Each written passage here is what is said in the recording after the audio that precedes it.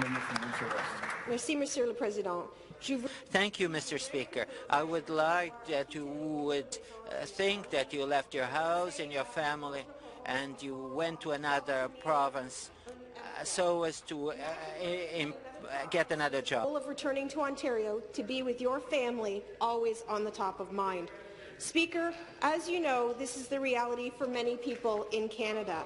I would like to share the story of one man and his family whose story began just as I began this statement today. This is the story of Dan Duma. When Dan's job at the GM plant in Windsor came to an end because the plant permanently closed, Dan had no alternative but to relocate to Alberta with his wife, Anna. While living in Fort McMurray, Dan was diagnosed with cancer. Dan's health took a turn for the worse. He was hospitalized, and the wildfires that ravaged Fort McMurray soon forced Dan's evacuation to Edmonton.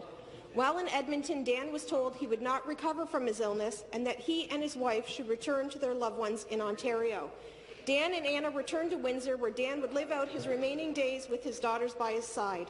Unfortunately, because of an exclusion in the Healthcare Interprovincial Billing Agreement, Dan was not able to spend the final days of his life in his private residence while receiving home care to keep him comfortable without facing financial hardship. Speaker, today I will introduce a private member's bill named after Dan Duma, entitled Dan's Law.